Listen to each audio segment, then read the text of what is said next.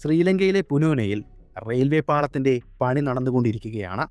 എൽറ്റൻഡോഫ് എന്ന പേരുള്ള അവിടുത്തെ തൊഴിലാളികളെയെല്ലാം നിയന്ത്രിക്കുന്ന ഒരു അധികാരി പെട്ടെന്ന് അവിടുത്തെ ആളുകളെയെല്ലാം വിളിച്ചുകൂട്ടി ഒരു കാര്യം പറഞ്ഞത്: ഈ പ്രദേശത്ത് ഒരു നരഭോജിയായ ഒരു പുലിയുടെ ശല്യം വല്ലാതെയുണ്ട്. ഇവിടുത്തെ ആളുകൾ പറഞ്ഞ് നല്ലപോലെ അതിനെപ്പറ്റി അറിയാം. അതുകൊണ്ട് തന്നെ പുതുതായി പണിഞ്ഞുകൊണ്ടിരിക്കുന്ന ആ പാതയിലൂടെ ആരും കൽക്കുട്ട എന്ന സ്ഥലത്തേക്ക് പോകരുത്. അത് ഏറ്റവും എളുപ്പത്തിൽ നിങ്ങൾക്ക് എത്താൻ കഴിയുന്ന ഒരു പാതയാണെന്നറിയാം. അത് മാക്സിമം നിങ്ങൾ ഒഴിവാക്കുക. ഒറ്റയ്ക്കാണെങ്കിൽ ഒരിക്കലും ആ പാതയിലൂടെ നിങ്ങൾ പോകരുത്. കൂട്ടമായിട്ടാണെങ്കിൽ മാത്രം നിങ്ങൾ ആ പാതയിലൂടെ പോകുക. അല്ലാത്ത വശം നിങ്ങൾ ഒരിക്കലും ആ പാത ഉപയോഗിക്കരുത്. ഇങ്ങനെയൊരു നിർദ്ദേശമായിരുന്നു തൊഴിലാളികൾക്കായി ആ അധികാരി നൽകിയത്. എന്നാൽ അതിലൊരാൾ അദ്ദേഹം നൽകിയ ആ കർശനമായ നിർദ്ദേശത്തെ ചെവിക്കൊണ്ടില്ല. കൽക്കുട്ടയിലേക്ക് പോകുവാൻ എളുപ്പമുള്ള ആ വഴി തന്നെ തിരഞ്ഞെടുത്തു. പിന്നീട് അയാൾക്ക് എന്താണ് ഉണ്ടായതെന്നല്ലേ പറയാം.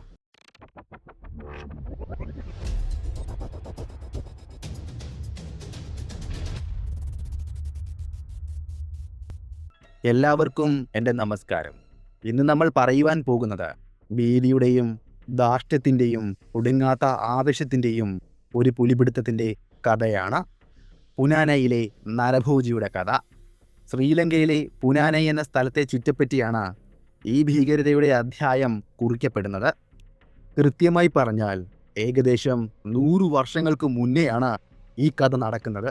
അവസാനമായി ഒരു മനുഷ്യനെ ആ നരഭോജി കൊല്ലുന്നത് 1924 ഒക്ടോബർ 16 അതാണ് ആ പുലിയുടെ അവസാനത്തെ മനുഷ്യവേട്ട. ലാൽ സന്തോണിസ് എന്ന ഗവേഷകനും എഴുത്തുകാരനുമാണ് ഈ ചരിത്ര സത്യങ്ങളെല്ലാം ആഴത്തിൽ പഠിച്ച് രേഖപ്പെടുത്തിയത്. അങ്ങനെ അദ്ദേഹം രേഖപ്പെടുത്തിയ ഈ കഥയിലേക്കാണ് ഞാനിന്ന് നിങ്ങളെ കൂട്ടിക്കൊണ്ടുപോകുന്നത്. ഈ കഥയിലെ പ്രധാന കഥാപാത്രങ്ങളിൽ ഒരാളാണ് മണിക്കം എന്ന യുവാവ്. അദ്ദേഹം റെയിൽവേ വകുപ്പിൽ ഒരു പ്യൂണായി ജോലി ചെയ്തിരുന്നു. എൽറ്റൻഡോഫ് എന്ന റെയിൽവേ ഇൻസ്പെക്ടറുടെ കീഴിലായിരുന്നു മണിക്കം അന്ന് വർക്ക് ചെയ്തുകൊണ്ടിരുന്നത്. അതൊരു ശനിയാഴ്ചയായിരുന്നു. പ്രഭാതമായിരുന്നു. സൂര്യൻ കാടിന്റെ മുകളിലേക്ക് നേരിയ പ്രകാശം വിതറി തുടങ്ങിയ സുന്ദരമായ സമയം. മണിക്കം കാൽനടയായി കൽക്കുട്ടയിലേക്ക് യാത്ര തിരിക്കുകയായിരുന്നു.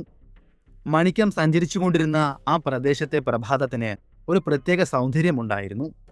കാരണം അന്ന് മനുഷ്യവാസ കേന്ദ്രങ്ങൾ തീരെയില്ലാത്ത തികച്ചും വന്യമായ ഒരു കൊടുങ്കാടായിരുന്നു അത്. കാടുകളിൽ ഏത് കാലാവസ്ഥയായാലും പ്രഭാതത്തിന് ഒരു പ്രത്യേക ആകർഷണമുണ്ടായിരുന്നു. മണിക്കം ആ വിജനമായി കിടക്കുന്ന പാതയിലൂടെ പതിയെ നടന്നു നീങ്ങി. അതുവഴി അദ്ദേഹം നടന്നു നീങ്ങുമ്പോഴും അവിടെ പതിയിരിക്കുന്ന അപകടങ്ങളെക്കുറിച്ച് അയാൾക്ക് ചെറിയൊരു ധാരണയുണ്ടായിരുന്നു. അതിന് കാരണം മറ്റൊന്നുമല്ല, അക്കാലത്ത് ആ പ്രദേശത്തെ നരഭോജിയായ ഒരു പുലിയുടെ കഥ സജീവമായി നിലനിന്നിരുന്നു. അതുകൊണ്ട് തന്നെ ആ നരഭോജിയായ പുലിയെപ്പറ്റി അയാൾ എല്ലാം കേട്ടിരുന്നു. എങ്കിലും അയാൾ സഞ്ചരിക്കുവാൻ തിരഞ്ഞെടുത്തത് ആ പാത തന്നെയാണ്.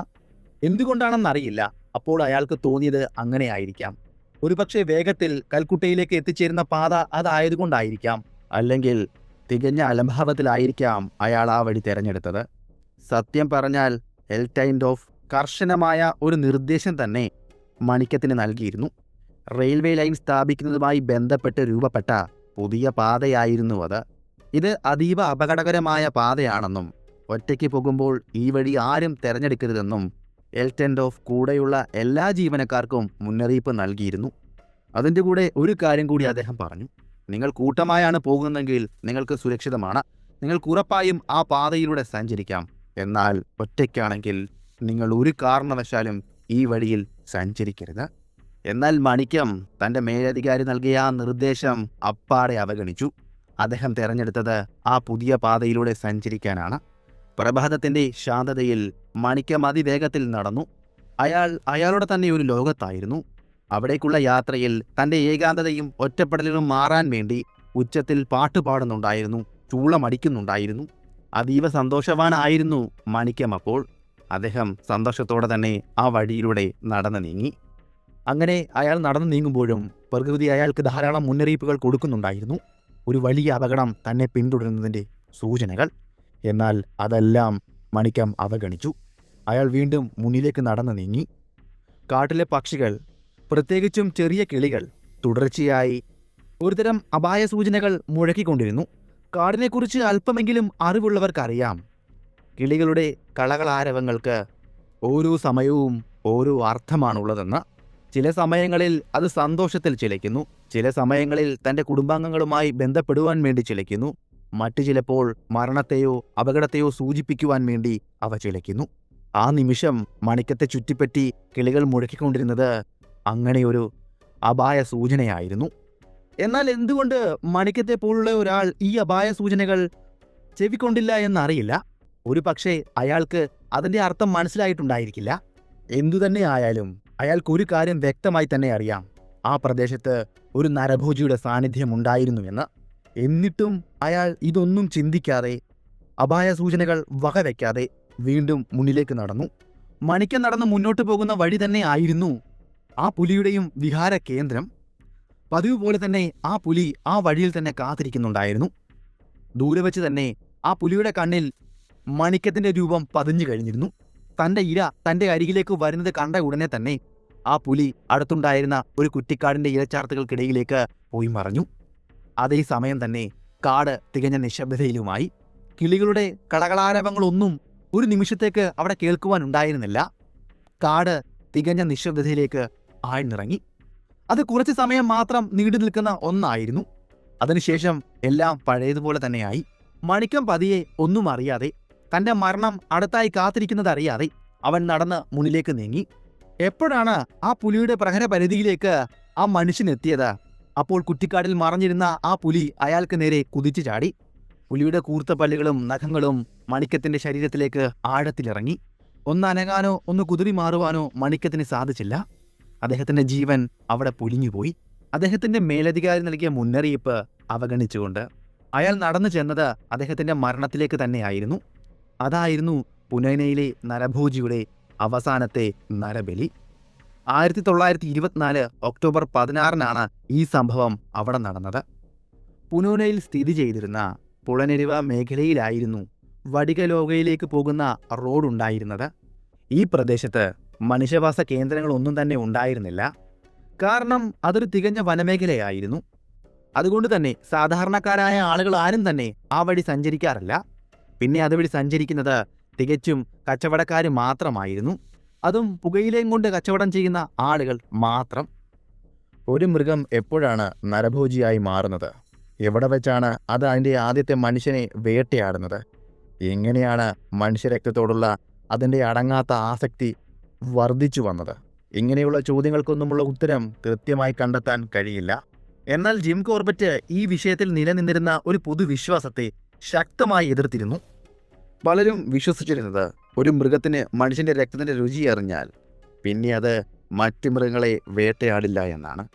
അതിന് കാരണമായി അവർ പറയുന്നത് മനുഷ്യൻ്റെ രക്തത്തിന് മറ്റ് മൃഗങ്ങളുടെ രക്തത്തേക്കാൾ രുചി കൂടുതലാണെന്നാണ്. ഇത് തികച്ചും ഒരു കെട്ടുകഥയാണെന്ന് കോർബറ്റ് ആവർത്തിച്ചു പറയുന്നു. മനുഷ്യൻ്റെ രക്തം കൂടുതൽ രുചികരമാണെന്നോ മൃഗങ്ങളുടെ രക്തം മോശമാണെന്നതിലോ യാതൊരു അടിസ്ഥാനവുമില്ല. ഈയൊരു ചിന്താഗതിയാണ് കോർബറ്റും എതിർത്തിരുന്നത്. നമുക്കിനിയും കഥയിലേക്ക് വരാം. നരഭോജിയായ ഒരു മൃഗത്തെ വേട്ടക്കാർ കൊന്ന ശേഷം അവയുടെ ശരീരം പരിശോധിക്കുന്നത് പതിവായിരുന്നു. ഈ പരിശോധനയിൽ അതിൻ്റെ കാലിനോ താടിയെല്ലിനോ പല്ലിനോ എന്തെങ്കിലും ഒരു തകരാറുണ്ടായതായി കണ്ടെത്തും. ചിലപ്പോൾ അതിൻ്റെ ശരീരഭാഗത്തു നിന്നും പഴയ വെടിയുണ്ടകളോ പെല്ലറ്റുകളോ തറച്ചിരിക്കാം. ഇങ്ങനെയൊക്കെയുള്ള പരിക്കുകൾ കാരണം അതിവേഗമേറിയതും ശക്തവുമായ സ്വാഭാവിക ഇരകളെ കീഴ്പ്പെടുത്താൻ കഴിയാതെ വരുന്നു. അങ്ങനെ വരുമ്പോൾ ഏറ്റവും എളുപ്പമുള്ള ഇരയെന്ന നിലയിൽ അത് മനുഷ്യന് നേരെ തിരിയുന്നു. ഒരു തവണ മനുഷ്യനെ വേട്ടയാടി കഴിഞ്ഞാൽ ഇവയെ കൊല്ലുന്നത് എത്ര എളുപ്പമാണെന്ന് ആ മൃഗം തിരിച്ചറിയും. കടുവകളെ അപേക്ഷിച്ച് ഒരു പുലി നരഭോജിയായി മാറാൻ കൂടുതൽ പ്രയാസമാണ്. കാരണം പുലിക്ക് മനുഷ്യനെ കടുവകളേക്കാൾ ഭയമാണ്. മാത്രമല്ല ശക്തിയിൽ കടുവയേക്കാൾ ദുർബലനുമാണ്. സാധാരണയായി പുലികൾ രാത്രിയിലാണ് അവയുടെ വേട്ടയ്ക്ക് വേണ്ടി തിരഞ്ഞെടുക്കുന്നത്. പകൽ സമയങ്ങളിൽ അവയുടെ പ്രവർത്തനം വളരെ പരിമിതമായിരിക്കും. എന്നാൽ മനുഷ്യൻ രാത്രിയിൽ ഉറങ്ങുകയും പകൽ സജീവമാകുകയും ചെയ്യുന്നു. അതിനാൽ ഒരു പുലി നരഭോജിയായി മാറാനും മനുഷ്യൻ്റെ ജീവിത രീതിക്കനുസരിച്ച് അതിൻ്റെ വേട്ടയാടൽ രീതി മാറ്റിയെടുക്കുവാനും കൂടുതൽ സമയം ആവശ്യമായി വരും. എന്നാൽ പതിയെ പതിയെ അതിൻ്റെ ആത്മവിശ്വാസം വർദ്ധിച്ചു വരുമ്പോൾ അത് മനുഷ്യരെ പതിവായി കൊല്ലുവാൻ തുടങ്ങും. അതോടെ മനുഷ്യരോടുള്ള ഭയം അവയ്ക്ക് കുറഞ്ഞു കുറഞ്ഞു വരും. അതിൻ്റെ ജീവിത രീതി മനുഷ്യരുടേതിനെ അനുസരിച്ച് മാറ്റിയെടുക്കും. അതായത് രാത്രിയിൽ അലഞ്ഞു തിരിയുന്നത് ഒഴിവാക്കി പകൽ സമയം അത് അതിൻ്റെ വേട്ട തുടങ്ങും. എങ്കിലും ഉച്ചസമയം കഴിവതും ഒഴിവാക്കി രാവിലെയും വൈകുന്നേരവുമായിരിക്കും പുലി തൻ്റെ ഇരയെ പിടിക്കുവാൻ വേണ്ടി ഇറങ്ങുന്നത്. ഒരു പ്രദേശത്ത് നരഭോജിയായ ഒരു പുലി വന്നിട്ടുണ്ടെന്ന് ആളുകൾ അറിയുന്നത് വളരെ വൈകിയാണ്. വിശന്നു വലയുന്ന നരഭോജിയായ മൃഗം ഒറ്റപ്പെട്ട മനുഷ്യരെ കൊന്നുകഴിഞ്ഞാൽ അത് ആരാണ് ചെയ്തതെന്ന് പോലും പലപ്പോഴും തിരിച്ചറിയുവാൻ കഴിയില്ല. 2-3 മനുഷ്യരുടെ ജീവനും കൂടി നഷ്ടപ്പെട്ടതിന് ശേഷം മാത്രമാണ് പ്രദേശത്ത് ഒരു നരഭോജി സജീവമായെന്ന വിവരം ആളുകൾക്ക് ബോധ്യപ്പെടുകയുള്ളൂ. പുനോനയിലും സമാനമായ സംഭവങ്ങളാണ് അരങ്ങേറിയത്. നരഭോജിയായി മാറിയ ആ പുലി ആളുകളെ കൊന്നു തുടങ്ങിയപ്പോൾ അന്നത്തെ ജനങ്ങൾക്കിടയിൽ ഉണ്ടായിരുന്ന വിഭവക്കുറവും വിദ്യാഭ്യാസത്തിൻ്റെ കുറവും അന്ധവിശ്വാസവും ഈ കാര്യങ്ങൾ കൂടുതൽ വഷളാക്കുക മാത്രമാണ് ചെയ്തത്. അക്കാലത്തെ ആളുകൾ ഒരു പ്രത്യേക ചിന്താഗതിയോടെയാണ് കാര്യങ്ങളെ വീക്ഷിച്ചത്. അവരുടെ എല്ലാം ചിന്താഗതി ഇങ്ങനെയായിരുന്നു: നമ്മളെ കൊല്ലാൻ പുലി ആരാണ്? നമ്മളുടെ ആയുസ് എത്ര നാളുണ്ടോ അത്രയും കാലം മാത്രമേ നമ്മൾ ജീവിച്ചിരിക്കൂ. ദൈവത്തിൻ്റെ ഇഷ്ടമില്ലാതെ നമുക്ക് പോകാൻ കഴിയില്ല. നമ്മളുടെ ദിവസങ്ങൾ എണ്ണിത്തീർന്നു കഴിയുമ്പോൾ പുലി വന്ന് നമ്മളെ കൊന്നുകൊണ്ടുപോകും. ഇങ്ങനെയൊക്കെ ആയിരുന്നു അന്നത്തെ ആളുകൾ വിശ്വസിച്ചിരുന്നത്. ഇത്തരത്തിലുള്ള അന്ധവിശ്വാസങ്ങൾ അന്ന് സജീവമായതുകൊണ്ട് തന്നെ ആളുകൾ ഈ സംഭവങ്ങളൊന്നും തന്നെ റിപ്പോർട്ട് ചെയ്തിട്ടില്ല. എഴുത്തുകാരനായ ലാൽ പറയുന്നതനുസരിച്ച് ഈ സംഭവങ്ങളൊന്നും അന്നുണ്ടായ ഗവൺമെൻറ് ഉദ്യോഗസ്ഥരെയോ പോലീസുകാരെയോ ഫോറസ്റ്റ് ഉദ്യോഗസ്ഥരെയോ ഒന്നും അറിയിച്ചിരുന്നില്ല. ഫട്ടിക്കലോവയിൽ നിന്നും റംഗോ മാലിക് വരെ റെയിൽവേ ലൈൻ സ്ഥാപിക്കുന്നതിൻ്റെ ഭാഗമായി 1921 എൻഡോ എൽഡോഫ് ഇൻസ്പെക്ടറായി അവിടെ എത്തുന്നത്. അദ്ദേഹം അവിടെ എത്തിയ നാൾ മുതൽക്ക് തന്നെ അദ്ദേഹത്തിൻ്റെ ചുറ്റും പല സംഭവങ്ങളും നടക്കുന്നുണ്ടായിരുന്നു. ഒരു ഭീതികരമായ അന്തരീക്ഷം അവിടെ നിലനിൽക്കുന്നുണ്ടായിരുന്നു. എങ്കിലും അദ്ദേഹത്തിന് ഉറപ്പുള്ള ഒരു വിവരവും ആരുടെ പക്കലിൽ നിന്നും അദ്ദേഹത്തിന് ലഭിച്ചില്ല. കൃത്യമായി പറഞ്ഞാൽ ഏകദേശം 2 വർഷങ്ങൾക്ക് ശേഷം 1923 അദ്ദേഹം ഇത് സ്ഥിരീകരിച്ചു. അല്ലെങ്കിൽ ഇത് സ്ഥിരീകരിക്കുന്ന രീതിയിലുള്ള ഒരു സംഭവം അവിടെ ഉണ്ടായി.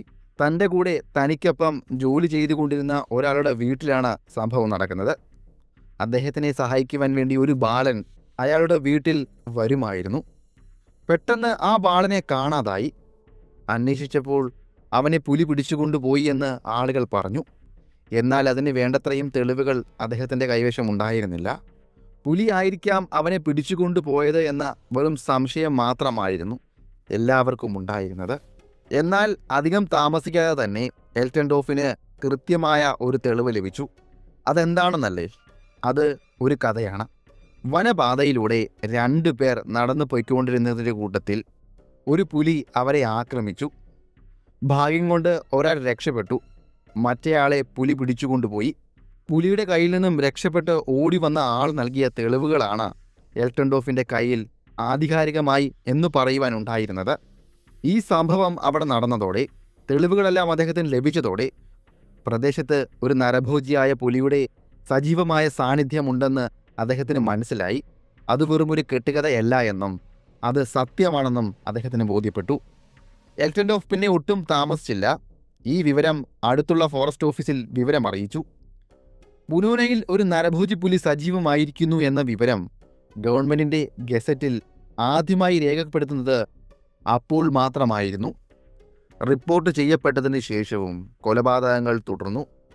നാട്ടിൽ പല വേട്ടക്കാരുണ്ടായിരുന്നുവെങ്കിലും ആരും ഈ പുലിയെ വേട്ടയാടുവാൻ താല്പര്യം കാണിച്ചില്ല. ആ പ്രദേശത്ത് അത് മാത്രമായിരുന്നു സജീവമായിരുന്ന നരഭോജി. അങ്ങനെയുള്ള ഈ നരഭോജിയായ പുലിയെ വേട്ടയാടുവാൻ പരിചയസമ്പത്തുള്ള ഒരു വേട്ടക്കാരും ഉണ്ടായിരുന്നില്ല. അവിടെ തോക്കുകൾ കൈവശമുള്ളവർ പോലും ഇതിനെ കൊല്ലുവാൻ മുന്നോട്ട് വന്നില്ല, അല്ലെങ്കിൽ താല്പര്യം കാണിച്ചില്ല. അതിൻ്റെ ഫലമായി അവിടുത്തെ ആളുകളുടെ തിരോധാനം കൂടിക്കൂടി വന്നു. നരഭോജിയുടെ ആക്രമണവും പെരുകി വന്നു. എന്തുകൊണ്ടാണ് ഈ പ്രദേശത്തെ ആളുകൾ പോലും ആ നരഭോജിയായ പുലിയെ കൊല്ലുവാൻ വേണ്ടി മുന്നോട്ട് വരാഞ്ഞതെന്നറിയാമോ? കാരണം ഈ പ്രദേശത്ത് മനുഷ്യവാസം വളരെ കുറവായതുകൊണ്ട് തന്നെ അവിടെയുള്ള ആക്രമണങ്ങളും വളരെ കുറവായിരുന്നു. പിന്നെ ഏറ്റവും കൂടുതൽ ആളുകൾ ഇരയായി തീർന്നത് റെയിൽവേ പണിക്ക് വേണ്ടി അല്ലെങ്കിൽ റെയിൽവേയുടെ ജോലിക്ക് വേണ്ടി അവിടെ വന്നവരാണ്. 28 മൈൽ പോസ്റ്റ് എന്ന സ്ഥലത്തിന് സമീപത്തായിരുന്നു ഈ നരഭോജി പുലിയുടെ മിക്ക കൊലപാതക പരമ്പരയും അരങ്ങേറിയിരുന്നത്. പ്രദേശത്ത് മനുഷ്യവാസം ഇല്ലാത്തതുകൊണ്ട് തന്നെ ദൂരെയുള്ള ഗ്രാമങ്ങളിൽ നിന്നും വന്നെത്തുന്നവരായിരുന്നു ആ പുലിക്ക് ഏറെയും ഇരയായി തീർന്നത്. അങ്ങനെ ആ പുലിയുടെ ആക്രമണം തകൃതിയായി മുന്നോട്ട് പോയി. ഏകദേശം 17 പേരോളം കൊല്ലപ്പെട്ടതോടെ അവിടുത്തെ ഗവൺമെൻറ് ഏജന്റ് ഒരു തീരുമാനമെടുത്തു. ഷെൽട്ടൺ അഗർ എന്ന ഒരു വേട്ടക്കാരനെ അവിടേക്ക് കൊണ്ടുവരാനായിരുന്നു അയാൾ തീരുമാനിച്ചത്. അങ്ങനെ ഈ വിവരമെല്ലാം അറിയിച്ചുകൊണ്ട് ഒരു ടെലിഗ്രാമും അയാൾ കഴിച്ചു. പുലിയെ കൊല്ലുന്നതിന് അദ്ദേഹത്തിന് ഓഫർ ചെയ്ത തുക 100 രൂപയാണ്. അന്നത്തെ കാലത്ത്, അതായത് 1924 100 രൂപ എന്നത് ഒരു വലിയ തുക തന്നെയായിരുന്നു. ക്യാപ്റ്റൻ ഷെൽട്ടൺ അഗർ പ്രൊഫഷണൽ വേട്ടക്കാരനായിരുന്നില്ല. അദ്ദേഹം ഒരു ജമീന്ദാരായിരുന്നു, അതായത് ഭൂ ഉടമ. നമ്മുടെ കോർബറ്റിനെ പോലെയോ അല്ലെങ്കിൽ ആൻഡേഴ്സണിനെ പോലെയോ എറിൻടനെ പോലെയുള്ള ഒരു വിദഗ്ധനായ ഒരു വേട്ടക്കാരനായിരുന്നില്ല അദ്ദേഹം. അങ്ങനെയുള്ള ഒരാളെ എന്തിനു വേണ്ടിയാണ് ഈ വേട്ടയിലേക്ക് ക്ഷണിച്ചതെന്നല്ലേ നിങ്ങളിപ്പോൾ ചിന്തിക്കുന്നത്? ഈ പ്രദേശത്ത് ധാരാളം ആനകളുടെ ശല്യമുണ്ടായിരുന്നു, അതായത് റോഗ് എലിഫൻറ്റുകൾ. ധാരാളം ഗ്രാമങ്ങളിലും അതുപോലെ തന്നെ ആളുകളെയും കൊല്ലുന്ന ആനകളെ വെടിവെച്ച് കൊല്ലുന്നതിൽ പ്രശസ്തനായിരുന്നു ഇദ്ദേഹം. അതുകൊണ്ട് തന്നെയാണ് ഗവൺമെൻറ്റിൻ്റെ ഏജൻറ്റ്, അതായത് ഒരു ഫോറസ്റ്റ് ഉദ്യോഗസ്ഥൻ, ഇദ്ദേഹത്തെ വിവരമറിയിച്ചതും ടെലിഗ്രാം വഴി അദ്ദേഹത്തിന് ഇത്രയും തുക പാരിതോഷികമായി നൽകാമെന്ന് പറഞ്ഞതും. ടെലിഗ്രാം അദ്ദേഹത്തിന് ലഭിക്കുന്ന സമയം അദ്ദേഹം ഉണ്ടായിരുന്നത് സെൻട്രൽ ഹിൽസിലായിരുന്നു. സെൻട്രൽ ഹിൽസിൽ നിന്നും പുലാനെ വരെയുള്ള ദൂരം ഏകദേശം 175 മൈലോളം വരും. എങ്കിലും അതൊന്നും വകവെക്കാതെ 175 മൈലോളം താണ്ടി ആ പുലിയെ കൊല്ലുവാൻ വേണ്ടി അദ്ദേഹം പുനോനയിൽ എത്തിച്ചേർന്നു. നമ്മൾ നേരത്തെ പറഞ്ഞിരുന്നുവല്ലോ, നരഭോജിയെ വേട്ടയാടി കൊല്ലുന്നതിൽ അഗറിന് യാതൊരു മുൻപരിചയവും ഉണ്ടായിരുന്നില്ല. അതുകൊണ്ട് തന്നെ ഒരു തുടക്കക്കാരനെ പോലെ തന്നെയാണ് അദ്ദേഹം അവിടെ പെരുമാറിയതും. അങ്ങനെ ആ ഗ്രാമത്തിലേക്ക് എത്തിച്ചേർന്ന അദ്ദേഹം അവിടുത്തെ നാട്ടുകാരുടെ എല്ലാം സഹായത്തോടെ പുലിയുടെ ആക്രമണം ഉണ്ടായ സ്ഥലങ്ങളെല്ലാം പരിശോധിച്ചു. അവസാനമായി കൊല്ലപ്പെട്ട ഇരയെ കണ്ടെത്തിയ സ്ഥലത്തേക്കും അഗർവാൾ പോയിരുന്നു. അവിടെ കണ്ട ആ മൃതദേഹവും അദ്ദേഹം പരിശോധിച്ചു. അതിൽ നിന്നും ധാരാളം മാംസം ആ പുലി ഭക്ഷിച്ചതായി അദ്ദേഹം കണ്ടെത്തി. എന്നാൽ ആ മൃതദേഹത്തിൻ്റെ അരികിൽ, അല്ലെങ്കിൽ ആ മൃതദേഹം വീണ്ടും ഭക്ഷിക്കുവാൻ വേണ്ടി ആ പുലി അവിടേക്ക് മടങ്ങി വരുമെന്ന് അഗറിന് യാതൊരു ഉറപ്പും ഉണ്ടായിരുന്നില്ല, അല്ലെങ്കിൽ മടങ്ങി വരില്ല എന്ന് തന്നെ അദ്ദേഹം വിശ്വസിച്ചു. അതുകൊണ്ട് തന്നെ അവിടെ ഒരു മച്ചാൽ ഉണ്ടാക്കിയോ അല്ലെങ്കിൽ അവിടെ പതിയിരുന്നു ആ പുലിക്ക് വേണ്ടി കാത്തിരിക്കുവാനോ അദ്ദേഹം തയ്യാറായില്ല. അദ്ദേഹത്തിൻ്റെ വാക്കുകൾ ശരിവെക്കുന്നത് പോലെ തന്നെയായിരുന്നു പിറ്റേ ദിവസവും നടന്നത്. ആ പുലി ആ മൃതദേഹത്തിൻ്റെ അരികിലേക്ക് മടങ്ങിയെത്തിയതേയില്ല. ഇങ്ങനെയൊക്കെയാണെങ്കിലും പകലും രാത്രിയും അദ്ദേഹം ആ നരഭോജിക്ക് വേണ്ടി അവിടെ ആകെ കറങ്ങി നടന്നു. അദ്ദേഹത്തിന് യാതൊരു ദുരുദ്ദേശവും ഉണ്ടായിരുന്നില്ല. പക്ഷേ നരഭോജിയെ വേട്ടയാടാനുള്ള അനുഭവത്തിൻ്റെ കുറവും അറിവും അദ്ദേഹത്തെ നല്ലപോലെ വലച്ചിരുന്നു. അങ്ങനെ ഒരു ദിവസം അദ്ദേഹം പുനോനയിലെ ഒരു ഗ്രാമത്തിൽ നിന്നും പുലിയെ തപ്പി ഇറങ്ങിയതായിരുന്നു. അടുത്തുള്ള വനത്തിൻ്റെ വനപാതയിലൂടെ അദ്ദേഹം പുലിയെ തപ്പി ഏറെ ദൂരം സഞ്ചരിച്ചുവെങ്കിലും പുലിയുടെ കാൽപ്പാടോ അല്ലെങ്കിൽ പുലിയുടെ സാന്നിധ്യമോ അദ്ദേഹത്തിന് അറിയുവാൻ സാധിച്ചില്ല. പുലിയെ കണ്ടു എന്ന് പറയുന്ന സ്ഥലത്തേക്കുള്ള യാത്രക്കിടയിലാണ് അദ്ദേഹം മറ്റൊരു പ്രശ്നത്തെ മുഖാമുഖം കണ്ടത്. പുലിയെ തിരഞ്ഞ് അദ്ദേഹം എത്തിച്ചേർന്നത് ഒരു മരത്തോട് മറഞ്ഞു നിൽക്കുന്ന ഒരൊറ്റയാൻ്റെ മുന്നിലേക്കായിരുന്നു. ക്യാപ്റ്റൻ ഷെൽട്ടൺ അഗറിനെ കണ്ടതും ആന തൻ്റെ തുമ്പിക്കൈ ഉയർത്തി അദ്ദേഹത്തിന് നേരെ ചാർജ് ചെയ്ത് ഓടി വന്നു. പിന്നെ അവിടെ നിൽക്കുവാനോ അതിന് നേരെ നിറയൊഴിക്കുവാനുള്ള സമയം അഗറിന് കിട്ടിയില്ല. അവിടെ നിന്നും ഓടുകയല്ലാതെ മറ്റൊരു മാർഗം അദ്ദേഹത്തിന് മുന്നിൽ ഉണ്ടായിരുന്നില്ല. അങ്ങനെ എങ്ങനെയൊക്കെയോ ആനയുടെ പിടിയിൽ നിന്നും അദ്ദേഹം ഓടി രക്ഷപ്പെട്ടു. അങ്ങനെ വീണ്ടും ദിവസങ്ങൾ മുന്നിലേക്ക് നീങ്ങി. ഒരു ദിവസം വൈകുന്നേരം അദ്ദേഹം വനത്തിലൂടെ ആ നരഭോജിയായ പുലിയെ തേടി നടക്കുന്ന സമയത്താണ് ഒരു പുലിക്കുടുംബത്തിൻ്റെ മുന്നിലേക്ക് അയാൾ എത്തിച്ചേർന്നത്. അതിലൊരു ആൺപുലിയും പെൺപുലിയും അതിൻ്റെ 3 കുട്ടികളും ഉണ്ടായിരുന്നു. ഇത് കണ്ടതോടെ അഗറിന് മറ്റൊരു സംശയം പിടികൂടി. ഇനിയും ഒരു പുലി മാത്രമാണോ നരഭോജിയായി ആളുകളെ കൊന്നുകൊണ്ടിരിക്കുന്നത്, അതോ പുലികളുടെ കൂട്ടമാണോ ഇതിന് പിന്നിൽ?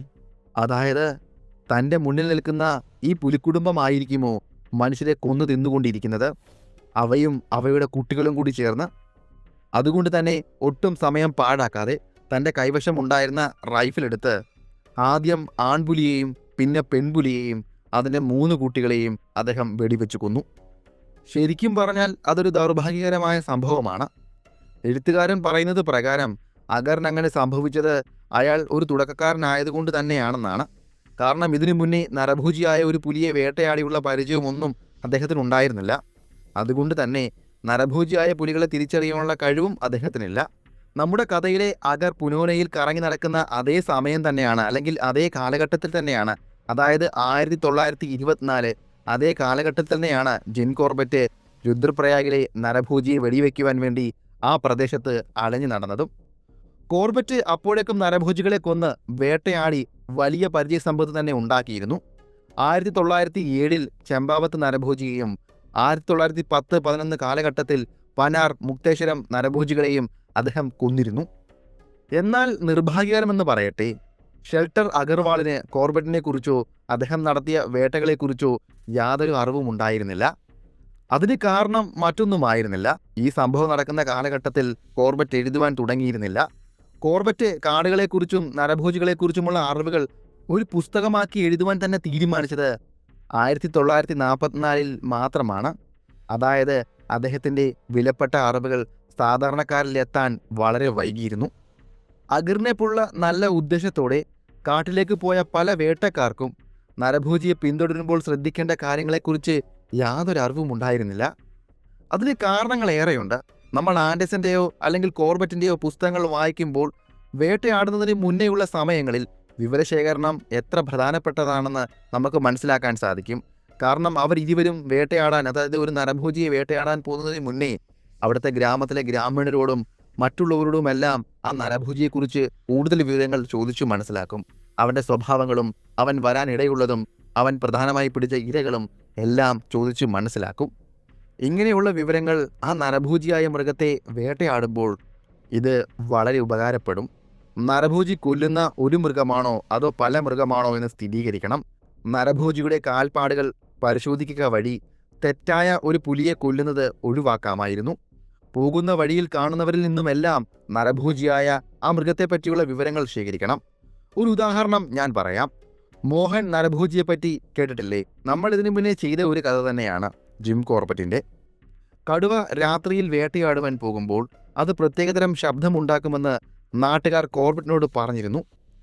അതിനെ കൊന്ന ശേഷം കോർബറ്റ് പരിശോധിച്ചപ്പോൾ അതിൻ്റെ കാലിലെ തറച്ചിരിക്കുന്ന മുള്ളുകൾ കാരണം, അതായത് അത് നടക്കുമ്പോൾ അതിൽ നിന്നും ഉണ്ടാകുന്ന വേദന കാരണമാണ് ഇങ്ങനെയുള്ള ശബ്ദം പുറപ്പെടുവിക്കുന്നതെന്ന് അദ്ദേഹത്തിന് മനസ്സിലായി. അതിലൂടെ തന്നെ കോർബറ്റ് കൊന്നത് നരഭോജിയായ മൃഗത്തെ തന്നെയാണെന്ന് ഉറപ്പിക്കുവാനും അദ്ദേഹത്തിന് സാധിച്ചു.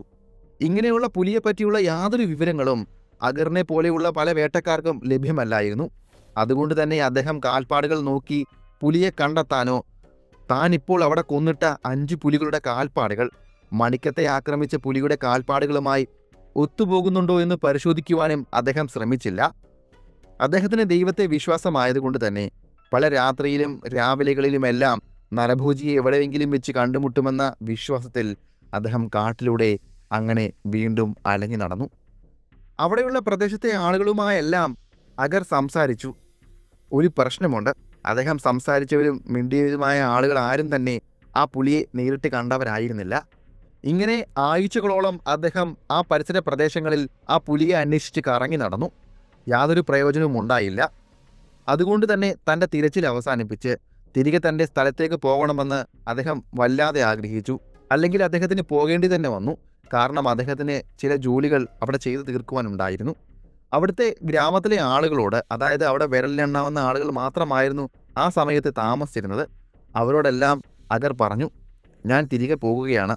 ഇനി എന്തെങ്കിലും ആ പുലിയുടെ ഭാഗത്തു നിന്നും ശല്യങ്ങൾ എന്തെങ്കിലും ഉണ്ടായാൽ തന്നെ അറിയിക്കണം.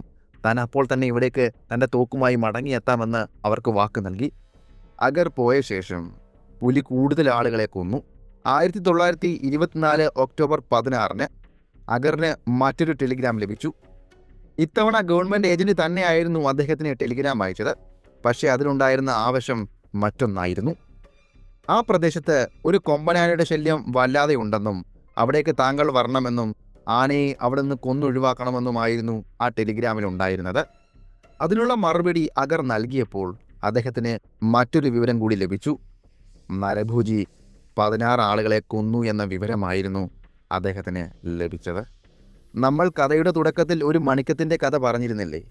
ആ മണിക്കത്തിൻ്റെ കൊന്നതും ഈ സമയത്ത് തന്നെയാണ്. അതായത് അഗർ അവിടെ എത്തുന്നതിനും മുന്നേ. അഗർ ഉടനെ തന്നെ പുനോനയിലേക്ക് തിരിച്ചു. കൊമ്പനാനയെ വെടിവെച്ച് കൊല്ലുന്നതിന് മുന്നേ തന്നെ നരഭോജിയെ കൊല്ലണമെന്ന് അദ്ദേഹം തീരുമാനിച്ചു. എൽറ്റൻഡോഫ് റെയിൽവേ സ്റ്റേഷനിൽ അഗറിനു വേണ്ടി കാത്തുനിന്നു. അദ്ദേഹത്തെ അവിടെ വെച്ച് സ്വീകരിച്ചു. ഡോഫ് അഗറിനെ വിളിച്ചുകൊണ്ട് മണിക്കത്തിൻ്റെ ശരീരം കിടന്ന സ്ഥലത്തേക്ക് കൊണ്ടുപോയി. അവിടെ എത്തിയതും മണിക്കത്തിൻ്റെ ശരീരം അവർ പരിശോധിച്ചു. മണിക്കത്തിൻ്റെ ഒരു കാല് ആ പുലി കൊണ്ടുപോയിരുന്നു. കഴുത്ത് ഒടിച്ചിരുന്നു. മുകളിലെ ശരീരഭാഗത്തു നിന്നും കുറച്ച് മാംസം നഷ്ടപ്പെട്ടിരുന്നു. എങ്കിലും ശരീരത്തിൽ ഇനിയും കഴിക്കാൻ മാംസം ബാക്കി ഉണ്ടായിരുന്നു. പുലി തീർച്ചയായും ഈ ശരീരത്തിൽ നിന്നും മിച്ചം വന്ന മാംസം ഭക്ഷിക്കുവാൻ വേണ്ടി ഇവിടേക്ക് തിരികെ വരുമെന്ന് അവർക്കുറപ്പുണ്ടായിരുന്നു. പിന്നെ ഒട്ടും വൈകാതെ തന്നെ അടുത്ത് ഒരു മച്ചാൻ കെട്ടാൻ അവർ തീരുമാനിച്ചു. ചുറ്റും നോക്കുകയും അവിടെ മച്ചാൻ കെട്ടാൻ പറ്റിയ ഒരു മരം കണ്ടെത്തുകയും അതിൽ മച്ചാൻ തയ്യാറാക്കുകയും ചെയ്തു. സന്ധ്യയായി തുടങ്ങിയിരുന്നു. അപ്പോഴേക്കും അവർക്ക് രാത്രിയിലേക്ക് ആവശ്യമുള്ള സാധനങ്ങൾ കൊണ്ടുവരുവാൻ വേണ്ടി അവർ ഇവിടേക്ക് കൊണ്ടുവന്ന വാഹനത്തിൻ്റെ അരികിലേക്ക് നടന്നു. ആ വാഹനത്തിൽ ഇവർക്കുള്ള സാധന സാമഗ്രികളെല്ലാം ഉണ്ടായിരുന്നു. അതെടുത്തുകൊണ്ട് വാഹനത്തിൽ നിന്നും മച്ചാൽ ലക്ഷ്യമാക്കി നടന്നു. മണിക്കത്തിൻ്റെ മൃതദേഹം കിടക്കുന്ന ഭാഗത്തു നിന്നും കൃത്യമായി പറഞ്ഞാൽ 40-50 വാര അകലെ അവർ എത്തിയപ്പോഴേക്കും അവർക്കൊപ്പമുണ്ടായിരുന്ന ഡ്രൈവർ ഒരു കാഴ്ച കണ്ടു. അയാൾ ഞെട്ടിത്തരച്ച് നിന്നുപോയി. ആ മൃതദേഹത്തിൻ്റെ അരികിൽ ഒരു പുലി നിൽക്കുന്ന കാഴ്ചയായിരുന്നു അദ്ദേഹം കണ്ടത്. അയാൾ അവരോട് പറഞ്ഞു, സാർ, പുലി. അഗർ വളരെ വേഗം തന്നെ ആ ദിശയിലേക്ക് നോക്കി. മണിക്കത്തിൻ്റെ ശരീരത്തിൻ്റെ അരികിലേക്ക് പുലി അപ്പോഴേക്കും എത്തിച്ചേർന്നിരുന്നു. അഗർ പിന്നെ ഒട്ടും താമസിച്ചില്ല. അദ്ദേഹത്തിൻ്റെ തോളിൽ കിടന്നിരുന്ന റൈഫിൽ അവിടേക്ക് ചൂണ്ടുകയും തൻ്റെ തോക്കിൻ്റെ കാഞ്ചി വലിക്കുകയും ചെയ്തു. എന്നാൽ അദ്ദേഹത്തിൻ്റെ റൈഫിലിൻ്റെ കുഴിയിൽ നിന്നും പോയ ആ തിരക്ക് ലക്ഷ്യം ഭേദിക്കുവാൻ കഴിഞ്ഞില്ല. വെടിയുടെ ശബ്ദം ആ പുലിയെ വല്ലാതെ ഭയപ്പെടുത്തി. അവൻ അടുത്തുള്ള കുറ്റിക്കാടിനുള്ളിലേക്ക് പോയി മറയുകയും ചെയ്തു. പിന്നീട് അവിടെ നിന്നും ഗർജിച്ചുകൊണ്ട് വനത്തിനുള്ളിലേക്ക് ഓടി മറഞ്ഞു. അഗറിന് സംശയം ലവലേശമില്ലായിരുന്നു. താൻ വെടിവെച്ചു എന്നത് സത്യം തന്നെയാണ്. എന്നാൽ വെടിയുണ്ട ലക്ഷ്യം കണ്ടില്ല. അതിനുശേഷം അവർ വീണ്ടും ആ ഭാഗത്തേക്ക് പതിയെ നീങ്ങിത്തുടങ്ങി. എങ്കിലും അഗറിൻ്റെ ഉള്ളിൽ എന്തോ ഒരു ആശങ്ക ഉടലെടുത്തു കഴിഞ്ഞിരുന്നു. വനത്തിൽ കഴിയുന്ന വേട്ടക്കാർക്ക് സാധാരണയായി 6ാം ഇന്ദ്രിയം വളരെ സജീവമായിരിക്കും. വനത്തിലെ ചെറിയ കാര്യങ്ങൾ പോലും ശ്രദ്ധിച്ച് അതിൽ നിന്നും അർത്ഥം കണ്ടെത്താൻ ശീലിക്കുന്നതിലൂടെയാണ് ഈ കഴിവ് വികസിക്കുന്നത്. ഇതിന് സമാനമായ ഒരു ഉദാഹരണം ഞാൻ നിങ്ങളോട് പറയാം. കെന്നത്ത് ആൻഡേഴ്സൻ്റെ നിരവധി കഥകൾ ഞാൻ നിങ്ങളോട് പറഞ്ഞിട്ടുണ്ട്. അതിൽ ബൈരയെക്കുറിച്ചും പല കഥകളിലും ഞാൻ സൂചിപ്പിച്ചിട്ടുമുണ്ട്. അദ്ദേഹത്തെപ്പറ്റി പറഞ്ഞിട്ടുമുണ്ട്. സ്കൂളിലോ കോളേജിലോ പോകാത്ത ഒരു വ്യക്തിയാണ്, അല്ലെങ്കിൽ അതിന് അവസരം കിട്ടാത്ത ഒരു വ്യക്തിയാണ് ബൈര. എങ്കിലും വനത്തെ അദ്ദേഹം ഒരു സർവകലാശാലയായി തന്നെയാണ് കണ്ടിരുന്നത്. അങ്ങനെയുള്ള ബൈരയ്ക്ക് എല്ലാ കാര്യങ്ങളും വളരെ സൂക്ഷ്മമായി നിരീക്ഷിക്കുന്ന ഒരു കഴിവുണ്ടായിരുന്നു. ചെറിയ കാര്യങ്ങളിൽ പോലും ഒളിഞ്ഞിരിക്കുന്ന സൂചനകളെക്കുറിച്ച് വിശദമായി അദ്ദേഹം പറയാറുണ്ട്. ആൻഡേഴ്സണൊപ്പം പോകുമ്പോൾ മണത്തു നോക്കി കടുവ എവിടെയാണെന്നും ആന എവിടെയാണെന്നും ബൈര പറയാറുണ്ട്. മനുഷ്യന് ഘ്രാണശക്തി വളരെ ദുർബലമാണ്. വനത്തിൽ ജീവിക്കുന്ന ബൈരയ്ക്ക് തൻ്റെ ഘ്രാണശക്തി വികസിപ്പിച്ചെടുക്കുവാൻ കഴിഞ്ഞിട്ടുണ്ട്. അതെല്ലാം അവിടെ നിൽക്കട്ടെ, നമുക്കിനിയും കഥയിലേക്ക് പോകാം. അങ്ങനെ അഗറിന് ഒരു കാര്യം മനസ്സിലായി. അതും നരഭോജിയെ കണ്ട് വെടിവെച്ചതിന് ശേഷം ഇരുട്ട് വീണു തുടങ്ങി. ചുറ്റുപാടുമുള്ള ശബ്ദങ്ങളും മറ്റും വിശകലനം ചെയ്തുകൊണ്ട് അദ്ദേഹത്തിൻ്റെ 6ാം ഇന്ദ്രിയം ഒരു മുന്നറിയിപ്പ് കൊടുത്തതുപോലെ അദ്ദേഹത്തിൻ്റെ മനസ്സിലേക്ക് അത് കടന്നു വന്നു. ഇന്നത്തെ രാത്രിയിൽ ഇവിടെ തങ്ങരുത്. ഒരുതരം ഭയം അദ്ദേഹത്തെ വല്ലാതെ പിടികൂടിയിരുന്നു, അല്ലെങ്കിൽ അദ്ദേഹത്തെ മനസ്സിൽ വല്ലാതെ അലട്ടിയിരുന്നു. രാത്രി വിശ്രമിക്കുവാനുള്ള മച്ചാൻ അവിടെ തയ്യാറാക്കിയിരുന്നുവെങ്കിലും അവിടെ തനിക്കോ തൻ്റെ കൂടെ വന്ന ആളുകൾക്കോ തുടരാനാകില്ലെന്നും അങ്ങനെ തങ്ങിയാൽ അതൊരു വലിയൊരു അപകടത്തിലേക്ക് തങ്ങളെ കൊണ്ടുപോകുമെന്നുമുള്ള ഒരു ബോധ്യം അഗറിനെ വല്ലാതെ പിടികൂടി. കാടിനെക്കുറിച്ച് അറിയാവുന്നവർക്ക് ചെറിയ കാര്യങ്ങളിൽ പോലും മനസ്സിലാക്കാൻ സാധിക്കും. അവർക്ക് ഈ കാര്യങ്ങളൊന്നും അവരുടെ വാക്കുകൾ കൊണ്ട് വിശദീകരിക്കുവാൻ സാധിക്കില്ലെങ്കിൽ പോലും അവർക്കത് അനുഭവിച്ചറിയുവാൻ സാധിക്കുന്നുണ്ട്. അഗർ വളരെ പെട്ടെന്ന് തന്നെ തൻ്റെ കൂടെ നിൽക്കുന്ന ആളുകളോട് ഉച്ചത്തിൽ ശബ്ദമുണ്ടാക്കുവാൻ ആവശ്യപ്പെട്ടു. അങ്ങനെ ശബ്ദമുണ്ടാക്കുന്നതിലൂടെ 2 കാര്യങ്ങളാണ് അദ്ദേഹം ലക്ഷ്യമിട്ടത്. ഒന്ന്, പുള്ളിപ്പുലിയെ ഇവിടെ നിന്നും അകറ്റി നിർത്തുക. 2, അദ്ദേഹം ഇപ്പോൾ ഒരു ഭയത്തിലായിരുന്നുവല്ലോ. ശബ്ദമുണ്ടാക്കുന്നതിലൂടെ സ്വന്തം ആത്മവിശ്വാസം വർദ്ധിപ്പിക്കുക. ഈ 2 കാര്യങ്ങളായിരുന്നു അദ്ദേഹം ലക്ഷ്യം വെച്ചിരുന്നത്. അങ്ങനെ അലറി വിളിച്ച് ശബ്ദമുണ്ടാക്കി അവർ മുന്നിലേക്ക് നടന്നു. പിന്നീട് അവർ അവിടെ നിന്നും പുറകിലേക്ക് നടക്കുകയും ചുറ്റുപാടും ഒന്ന് നിരീക്ഷിക്കുകയും ചെയ്തു. വീണ്ടും വീണ്ടും ഉച്ചത്തിൽ ശബ്ദമുണ്ടാക്കി അവർ ആ സ്ഥലത്ത് നിന്നും തിരികെ പോകുവാൻ തുടങ്ങി. മൃതദേഹത്തിൻ്റെ ബാക്കി ഭാഗങ്ങൾ അവർ അവിടെ തന്നെ ഉപേക്ഷിച്ചു. അവർ രാത്രിയിൽ അവിടെ നിന്നു കഴിഞ്ഞാൽ നേരം പുലരുമ്പോൾ ആരൊക്കെ ജീവനോടെ തിരികെ പോകുമെന്ന് പറയുവാൻ പോലും പറ്റാത്ത അത്രയും അവസ്ഥയിലായിക്കഴിഞ്ഞിരുന്നു. അപ്പോൾ അവർ തിരികെ അഗർ പോയിയെങ്കിലും അദ്ദേഹത്തിന് ക്യാമ്പിൽ കിടന്നുറങ്ങുവാൻ സാധിച്ചിരുന്നില്ല. കാരണം അദ്ദേഹത്തിൻ്റെ മനസ്സിൽ ഉത്കണ്ഠയും ആകാംക്ഷയും നിറഞ്ഞിരുന്നു. അവർ ഭയം കാരണം അവിടെ ഉപേക്ഷിച്ചു പോയ ആ മൃതദേഹത്തിൻ്റെ അരികിലേക്ക് വീണ്ടും പുള്ളിപ്പുലി കടന്നു വന്നോ എന്നറിയുവാനുള്ള വെമ്പലിലായിരുന്നു ആ രാത്രി മുഴുവൻ അഗർ. പിറ്റേന്ന് നേരം വെളുക്കുന്നത് വരെയും അഗറിന് യാതൊരു സമാധാനവും ഉണ്ടായിരുന്നില്ല എന്ന് ഞാൻ പറഞ്ഞില്ലേ. നേരം പുലർന്ന് സൂര്യൻ്റെ ആദ്യ കിരണങ്ങൾ തന്നെ പതിച്ചപ്പോൾ അഗർ തലേന്ന് കണ്ട ആ റെയിൽവേ ഇൻസ്പെക്ടറെയും അതുപോലെ തന്നെ ഒരു ഡ്രൈവറെയും വിളിച്ചുകൊണ്ട് തലേ ദിവസം അവർ മണിക്കത്തിൻ്റെ ശരീരം കണ്ട ആ സ്ഥലം ലക്ഷ്യമാക്കിയാണ് പോയത്. അവിടെ വെച്ചാണല്ലോ അവർ തലേ ദിവസം ആ പുള്ളിപ്പുലിയെ കണ്ട് വെടിവെച്ച് അവിടെ നിന്നും ഭയപ്പെട്ട് അവർ തിരികെ വന്നത്. ആ സ്ഥലം ലക്ഷ്യമാക്കി അവർ നടന്നു. കുറേ സമയത്തിന് ശേഷം അവർ ആ സ്ഥലത്ത് എത്തിച്ചേർന്നു. എന്നാൽ മച്ചാന് സമീപത്തായി മണിക്കത്തിൻ്റെ ശരീരം അവർക്ക് കണ്ടെത്താൻ സാധിച്ചില്ല. അവർ ഭയന്നതുപോലെ തന്നെയായിരുന്നു തലേന്ന് രാത്രിയിൽ അവിടെ നടന്നത്. അവർ അവിടെ നിന്നിരുന്നുവെങ്കിൽ ഉറപ്പായും ആ പുള്ളിപ്പുലി അവരെയും ആക്രമിച്ചേനെ. അവർ പോയി കഴിഞ്ഞ് അർദ്ധരാത്രിയിലായിരിക്കണം ആ പുള്ളിപ്പുലി എവിടേക്ക് മടങ്ങിയെത്തിയത്. അവിടെ ഉണ്ടായിരുന്ന മണിക്കത്തിൻ്റെ ശരീരം അവിടെ നിന്നും വലിച്ചിഴച്ചുകൊണ്ട് മറ്റെവിടേക്കോ പോയിരിക്കുന്നു. അവർ അവിടെ എത്തുമ്പോൾ മണിക്കത്തിൻ്റെ ശരീരം സംഭവം നടന്ന സ്ഥലത്തുണ്ടായിരുന്നില്ല. അഗറും സംഘവും ചുറ്റുപാടും അരിച്ചു പെറുക്കി. പുലി അവിടെ നിന്നും ശരീരം എവിടേക്കാണ് കൊണ്ടുപോയെന്ന് അറിയുവാൻ വേണ്ടിയായിരുന്നു ആ ഇൻവെസ്റ്റിഗേഷൻ അവർ അവിടെ നടത്തിയത്. ഏറെ സമയത്തെ തിരച്ചിലിനൊടുവിൽ ആ അടയാളങ്ങൾ അവർ കണ്ടെത്തി. അങ്ങനെ അഗറും സംഘവും അവിടെ കണ്ടെത്തിയ അടയാളത്തെ പിന്തുടർന്നുകൊണ്ട് അവർ കുറേ ദൂരം മുന്നിലേക്ക് നടന്നു. അങ്ങനെ കുറേ ദൂരം മുന്നിലേക്ക് നടന്നു കഴിഞ്ഞപ്പോൾ അവർക്ക് മണിക്കത്തിൻ്റെ ശരീരം കണ്ടെത്താനായി. എന്നാൽ തലേന്ന് കണ്ടെത്തിയ അവസ്ഥയിലായിരുന്നില്ല ഇപ്പോൾ ശരീരം ഉണ്ടായിരുന്നത്. ശരീരത്തിൽ നിന്നും ഏറെ മാംസം നഷ്ടപ്പെട്ട് കഴിഞ്ഞിരുന്നു. ഏറെ നല്ല, അതിൽ അവശേഷിക്കുന്നത് തുച്ഛമായ മാംസം മാത്രമാണ്. പിന്നെ മണിക്കത്തിൻ്റെ തലയും. ബാക്കി ഭാഗത്തെ മാംസങ്ങളെല്ലാം തലേന്ന് രാത്രിയിൽ പുള്ളിപ്പുലി ഭക്ഷിച്ച് തീർത്ത് കഴിഞ്ഞിരുന്നു. എങ്കിലും മിച്ചം വന്ന ഈ മാംസം ഭക്ഷിക്കുവാൻ വേണ്ടി ഇന്ന് രാത്രിയിലും ഈ പുള്ളിപ്പുലി ഇവിടേക്ക് വരുമെന്ന് അവർ ഉറച്ചു വിശ്വസിച്ചു. അഗറിപ്പോൾ മൃതദേഹം കടന്നതിൻ്റെ ചുറ്റുപാടും നിരീക്ഷിച്ചു. അവിടെ ഉണ്ടായിരുന്ന ഒരു മരത്തിൽ മച്ചാൻ കെട്ടാൻ അദ്ദേഹം തീരുമാനിച്ചു. തൻ്റെ കൂടെ വന്ന തൻ്റെ കൂട്ടുകാരോട് അതിൻ്റെ മുകളിൽ കയറി ഒരു മച്ചാൻ കെട്ടുവാൻ പറഞ്ഞു. അതായത് നമ്മൾ മുന്നേ പറഞ്ഞ ഡ്രൈവറും റെയിൽവേ സ്റ്റേഷൻ ഇൻസ്പെക്ടറും. അങ്ങനെ അവർ 3 പേരും കൂടി ചേർന്ന് അവിടെ ഉണ്ടായിരുന്ന ഒരു മരത്തിൽ അവർക്കിരിക്കുവാൻ പറ്റിയ രീതിയിൽ ഒരു മച്ചാൻ തയ്യാറാക്കി. അഗർ ആ മച്ചാൻ്റെ മുകളിലേക്ക് വലിഞ്ഞു കയറി. സമയം അപ്പോൾ രാവിലെയാണെന്ന് ഓർക്കണം. അഗറിൻ്റെ കൂടെ വന്നിരിക്കുന്നത് മഹങ്കർ എന്നൊരു ഡ്രൈവറും റെയിൽവേ ഇൻസ്പെക്ടറുമാണ്. അവരോട് അഗർ പറഞ്ഞു, നിങ്ങൾ കാറിലേക്ക് പോയി നമുക്ക് കഴിക്കുവാനുള്ള ഭക്ഷണങ്ങളും സാധനങ്ങളും എല്ലാം എടുത്തുകൊണ്ട് വാ. പുലി ഇവിടേക്ക് എപ്പോൾ വരുമെന്നറിയില്ല. ചിലപ്പോൾ രാവിലെ മുഴുവൻ കാത്തിരിക്കേണ്ടതായി വരും, ഇല്ലെങ്കിൽ വൈകുന്നേരം വരെ കാത്തിരിക്കേണ്ടതായി വരും.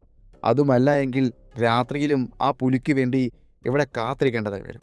അതുകൊണ്ട് നിങ്ങൾ വണ്ടിയിലേക്ക് പോയി കാപ്പി കുടിക്കുവാനുള്ള സാധനങ്ങളും അതുപോലെ കഴിക്കുവാനുള്ള ഭക്ഷണങ്ങളുമെല്ലാം എടുത്തുകൊണ്ട് വാ. അതെല്ലാം നമുക്ക് മച്ചാൻ്റെ മുകളിൽ എടുത്തു വെച്ച് മച്ചാനിൽ കാത്തിരിക്കാം.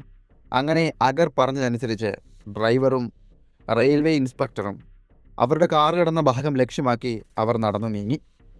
അഗർ മാത്രം അവിടെ ഒറ്റയ്ക്ക് ആ മച്ചാനിൽ അങ്ങനെ ഇരുന്നു. അദ്ദേഹം ആ മച്ചാനിൽ അങ്ങനെ ഇരിക്കുമ്പോൾ അദ്ദേഹത്തിന് ചുറ്റുമുള്ള പ്രദേശങ്ങളിൽ തികഞ്ഞ നിശബ്ദത തളം കെട്ടി. അത് അഗറിൻ്റെ ഉള്ളിൽ വല്ലാത്ത ഒരു പരിഭ്രാന്തിക്ക് കാരണമാക്കിയിരുന്നു. എങ്കിലും അതെല്ലാം തരണം ചെയ്തുകൊണ്ട് അദ്ദേഹം അവൻ്റെ കൂട്ടുകാർക്ക് വേണ്ടി കാത്തിരുന്നു. തൻ്റെ കൂട്ടുകാർ വരുന്നതും കാത്ത് അദ്ദേഹം ഇരിക്കുകയാണെങ്കിലും അഗറിൻ്റെ കണ്ണുകൾ ചുറ്റുപാട് മൂടുന്നുണ്ടായിരുന്നു. ആ പുള്ളിപ്പുലി എപ്പോൾ വേണമെങ്കിലും രംഗപ്രവേശനം നടത്തിയേക്കാം. അങ്ങനെയാണെങ്കിൽ ഇനിയും ഒരവസരം മിസ്സാകാൻ പാടില്ല.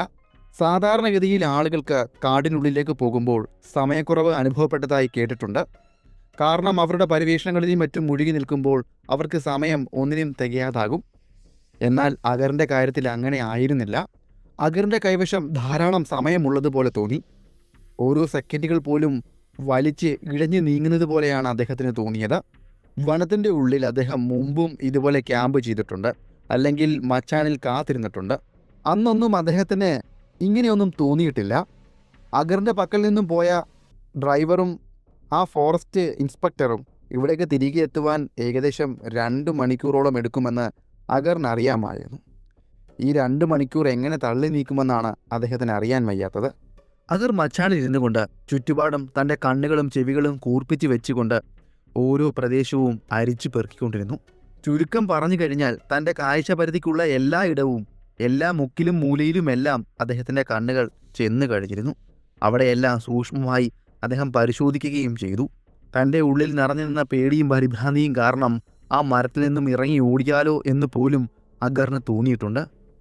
പേടി അദ്ദേഹത്തിൽ അത്രത്തോളം നിറഞ്ഞു നിന്നിരുന്നു. പെട്ടെന്ന് തന്നെ കഴുത്തിൽ നിന്നും പുറകുവശത്തേക്ക് എന്തോ ഒന്ന് ഇഴഞ്ഞു നീങ്ങുന്നത് പോലെ അദ്ദേഹത്തിന് തോന്നി. തൻ്റെ പുറകിൽ ഇഴഞ്ഞു നീങ്ങുന്ന ആ അപകടകരമായ ആ വസ്തു എന്താണെന്ന് അദ്ദേഹത്തിന് ദീർഘനേരമായി ആലോചിച്ചിട്ടും പിടികിട്ടിയില്ല. ഒടുവിൽ അത് മറ്റൊന്നുമല്ല, തൻ്റെ തലയിൽ നിന്നും വേർപ്പു തുള്ളികൾ ഒഴുകി തൻ്റെ പുറത്തുകൂടി താഴേക്ക് പോകുന്നതാണെന്ന് അയാൾ മനസ്സിലാക്കി. അങ്ങനെ അതിൻ്റെ ആശ്വാസത്തിൽ അദ്ദേഹം അങ്ങനെ ഇരിക്കുമ്പോൾ തന്നെയാണ് അഗറിനെ ഭയപ്പെടുത്തുന്ന രീതിയിൽ മറ്റൊരു സംഭവം അവിടെ അരങ്ങേറിയത്. തൻ്റെ മച്ചാൻ കെട്ടിയിരിക്കുന്ന മരത്തിൻ്റെ താഴെയുള്ള കുറ്റിക്കാടിനുള്ളിൽ സ്വർണ്ണ നിറത്തിൽ തിളങ്ങുന്ന ഒരു പാടായിരുന്നു അദ്ദേഹം കണ്ടത്. ആദ്യം അത് കണ്ടപ്പോൾ അദ്ദേഹം കരുതിയത് പുള്ളിപ്പുലി ആ കുറ്റിക്കാടിനുള്ളിൽ മറഞ്ഞിരിക്കുകയാണെന്നാണ്. അഗറിൻ്റെ രക്തം തിളച്ചു. അദ്ദേഹം റൈഫിളിൽ മുറുകെ പിടിച്ചു. ഏത് സമയവും ഒരു കൗണ്ടർ അറ്റാക്കിന് തയ്യാറായി അയാൾ അങ്ങനെ നിന്നു. അങ്ങനെ നിൽക്കുമ്പോഴാണ് ഒരു ഞെട്ടലോടെ അതെന്താണെന്ന് അഗർ തിരിച്ചറിയുന്നത്. അത് വേറെയൊന്നും ആയിരുന്നില്ല, ആ കുറ്റിക്കാടിൻ്റെ അടിത്തട്ടിൽ കിടക്കുന്ന ഇലകളായിരുന്നു. അതിൽ സൂര്യപ്രകാശം തട്ടുമ്പോൾ മഞ്ഞ നിറത്തിൽ തിളങ്ങുന്നതായിരുന്നു. ഇതുവരെയും സൂര്യൻ്റെ കിരണങ്ങൾ അവിടേക്ക് പതിക്കാത്തതുകൊണ്ടാണ് ആ മഞ്ഞ വെളിച്ചം ഞാൻ കാണാതെ പോയത്. എന്നാൽ ഇപ്പോൾ സൂര്യൻ്റെ സ്ഥാനം പതിയെ പതിയെ ചലിക്കുവാൻ തുടങ്ങിയിരിക്കുന്നു. അതിനനുസരിച്ച് സൂര്യൻ്റെ പ്രകാശവും പല ദിശയിലേക്ക് പോകാനും തുടങ്ങിക്കഴിഞ്ഞിരുന്നു. അങ്ങനെ അതെല്ലാം കണ്ട് അഗർ മനസ്സിൽ ആശ്വാസം കൊള്ളുന്ന സമയത്താണ് മറ്റൊരു കാഴ്ച അദ്ദേഹത്തെ ഭയപ്പെടുത്തിയത്. അത് വേറെ ഒന്നുമായിരുന്നില്ല, ആ ശരീരത്തിൻ്റെ തല കിടക്കുന്ന ഭാഗത്ത് പെട്ടെന്ന് ഒരു മഞ്ഞ വെട്ടം അദ്ദേഹം കണ്ടു. തൻ്റെ കണ്ണുകൾ കൊണ്ട് അവിടേക്ക് നോക്കിയതും അത് ചലിക്കുന്നതും കണ്ട് അദ്ദേഹം ഒന്ന് ഞെട്ടി. ആ ഞെട്ടൽ ആ ജീവിയും കണ്ടിരുന്നു. അതിൻ്റെ ശ്രദ്ധയും അത് പിടിച്ചു പറ്റിയിരുന്നു. അതോടെ അത് ഭയന്ന് മറ്റൊരു ദിശയിലേക്ക് ഓടി. അത് വേറെ ആരുമായിരുന്നില്ല, അതൊരു കീരിയായിരുന്നു. നമ്മുടെ മനസ്സും മസ്തിഷ്കവും ഒരു പ്രത്യേക ആശങ്കയിൽ മുഴുകിയിരിക്കുമ്പോൾ ഇത്തരത്തിലുള്ള കാര്യങ്ങൾ സംഭവിക്കാറുണ്ട്. നമ്മൾ ഇവിടെ നോക്കിയാലും ആ ഭയം മാത്രമേ നമ്മൾ കാണുകയുള്ളൂ. അഗറിൻ്റെ കാര്യത്തിലും അത് തന്നെയാണ് സംഭവിച്ചിരിക്കുക. കാരണം ഏകാന്തനായി അവിടെ ഇരിക്കുകയാണ്. ഭയം അയാളെ വേറൊരു തലത്തിലേക്ക് അയാളുടെ മനസ്സിനെ കൂട്ടിക്കൊണ്ടുപോയി കഴിഞ്ഞിരുന്നു. അദ്ദേഹത്തിൻ്റെ ഏകാന്തവാസത്തിന് അവസാനം ഇട്ടുകൊണ്ട് 2 മണിക്കൂറുകൾക്ക് ശേഷം അദ്ദേഹത്തിൻ്റെ സുഹൃത്തുക്കൾ അവിടേക്കെത്തി. അഗറിൻ്റെ അടുക്കൽ നിന്നും അവർ കാറിൻ്റെ ഭാഗത്തേക്ക് പോയപ്പോൾ ഡ്രൈവറും പിന്നെ റെയിൽവേ ഇൻസ്പെക്ടറും മാത്രമായിരുന്നു ഉണ്ടായിരുന്നത്. എന്നാൽ തിരികെ എത്തിയപ്പോൾ അവർക്കൊപ്പം മറ്റ് 2 സുഹൃത്തുക്കൾ കൂടി ഉണ്ടായിരുന്നു. അവർ എവിടുന്ന് ജോലി ചെയ്തു എന്ന് അഗറിന് മനസ്സിലായില്ല. എങ്കിലും ഭക്ഷണ സാധനങ്ങളുമായി അവർ വളരെ വേഗം തന്നെ എത്തിയിരുന്നു. അഗറിൻ്റെ ഒപ്പം മച്ചാനിലേക്ക് അവർ 4 പേരും കൂടി കയറി. അവിടെ ഇരുന്നു കൊണ്ട് അവർ ലഘുഭക്ഷണം കഴിച്ചു. മഹങ്കർ ആയിരുന്നു അഗറിന് ലഘുഭക്ഷണം കൊടുത്തത്. അതിനുശേഷം മഹങ്കർ മാത്രം ആ മച്ചാനിലിരുന്നു. മഹങ്കർ മാത്രമെന്ന് പറഞ്ഞാൽ അഗറിന് കൂട്ടായി മഹങ്കർ മാത്രമെന്ന്. ബാക്കിയുള്ളവരെല്ലാം അവിടെ നിന്നും മടങ്ങി. അങ്ങനെ കുറച്ചുകൂടി സമയം മുന്നിലേക്ക് പോയപ്പോൾ അഗർ മഹങ്കറിനോട് പറഞ്ഞു, നമ്മൾ ഇങ്ങനെ ഒരു വശത്തേക്ക് നോക്കിയിരുന്നിട്ട് കാര്യമില്ല. ഏത് വശത്തു നിന്നും ആ പുലി വരുമെന്ന് പറയുവാനും കഴിയില്ല. അതുകൊണ്ട് നീ വലതുഭാഗത്തേക്ക് നോക്ക്, ഞാൻ ഇടതു ദിശയിലേക്ക് നോക്കാം. അങ്ങനെ 2 പേരും 2 സ്ഥലങ്ങളിലായിരുന്ന് 2 ഭാഗങ്ങൾ ഒരുപോലെ നിരീക്ഷിക്കുവാൻ തുടങ്ങി. നമ്മൾ നേരത്തെ പറഞ്ഞല്ലേ അഗറിന് നല്ല ഭയമുണ്ടായിരുന്നുവെന്ന്. എന്നാൽ മഹങ്കർ കൂടി ഒപ്പം കൂടിയപ്പോൾ ആ ഭയത്തിൽ അല്പം കുറവുണ്ടായിരിക്കുന്നു. ഇപ്പോൾ അദ്ദേഹത്തിന് നല്ലപോലെ ശ്രദ്ധ കേന്ദ്രീകരിക്കാൻ കഴിയുന്നുണ്ട്. എങ്കിലും ഒരു കാര്യത്തിന് വേണ്ടി അവർ കാത്തിരിക്കുകയായതുകൊണ്ട്, അതും നരഭോജിയായ ഒരു പുള്ളിപ്പുലിക്ക് വേണ്ടി കാത്തിരിക്കുകയായതുകൊണ്ട് അവർ തികഞ്ഞ നിശബ്ദതയിലും ആവശ്യമില്ലാത്ത അനക്കങ്ങൾ അവിടെ ഉണ്ടാക്കാതിരിക്കുവാനും അവർ കഴിവതും ശ്രദ്ധിച്ചു. കാരണം ഇരയുടെ അരികിലേക്ക് മടങ്ങിയെത്തുന്ന കടുവയായാലും പുലിയായാലും അതീവ ജാഗ്രതയോടെ ആയിരിക്കും അവിടേക്ക് കടന്നു വരിക. ഓരോ അടി വയ്ക്കുമ്പോഴും അവർ ചുറ്റുപാടും നല്ല പോലെ നിരീക്ഷിക്കും. അവരുടെ ഇര കടക്കുന്ന ഭാഗത്ത് പ്രത്യേകം ശ്രദ്ധ അവർ പുലർത്തും. അവിടെയുള്ള ഏതെങ്കിലും ഒരു വൃക്ഷത്തിൻ്റെ ശിഖരം ഒടിഞ്ഞു കിടക്കുകയാണെങ്കിലോ അല്ലെങ്കിൽ അവർ നേരത്തെ കാണാത്ത എന്തെങ്കിലും വസ്തുക്കൾ അവിടെ ഉണ്ടെങ്കിലോ ഇവയെല്ലാം അവയുടെ കണ്ണിൽ പെടും. അങ്ങനെ സംഭവിച്ചു കഴിഞ്ഞാൽ ഒരിക്കലും അത് കടുവയായാലും പുലിയായാലും തൻ്റെ ഇരയുടെ അരികിലേക്ക് മടങ്ങി വരില്ല. അതുപേക്ഷിച്ച് അത് വനത്തിലേക്ക് തന്നെ തിരികെ മടങ്ങും. മറ്റിരയെ തേടി മറ്റ് സ്ഥലങ്ങളിലേക്ക് പോകുകയും ചെയ്യും. ഇങ്ങനെയുള്ള സാഹചര്യങ്ങൾ ഒഴിവാക്കുവാൻ വേണ്ടി കടുവയും പുലിയെയും വേട്ടയാടുന്ന എല്ലാ വേട്ടക്കാരും ഇതെല്ലാം ശ്രദ്ധിക്കാറുണ്ട്. ഇക്കാരണങ്ങളെല്ലാം കൊണ്ട് അവിടെ ഇരിക്കുമ്പോൾ അഗർ ഈ നിയമങ്ങളെല്ലാം പാലിച്ചു. കാരണം നരഭോജിയായി തീരുന്ന പുലിയും കടുവയ്ക്കും സാധാരണ ഇരയിലേക്കെത്തുന്ന പുലിയെയും കടുവയേക്കാളും ശ്രദ്ധ അല്പം കൂടുതലായിരിക്കും. കാരണം അവ ഇരയിലേക്ക് അടുക്കുന്നത് ഭയപ്പെട്ടുകൊണ്ടാണ്. ഏതു നിമിഷവും അവർ പിടിക്കപ്പെട്ടേക്കാം എന്ന ഭയം എപ്പോഴും അവയുടെ ഉള്ളിൽ കാണും. അതുകൊണ്ട് അത്രയും ജാഗ്രതയോടെ ആയിരിക്കും ഇരയുടെ അരികിലേക്ക് അവ എത്തുന്നത്. നമ്മൾ ഇതിനു മുന്നേ ചെയ്ത പല കഥകളിലും ഇതിനെപ്പറ്റി വ്യക്തമായി തന്നെ പറയുന്നുണ്ട്.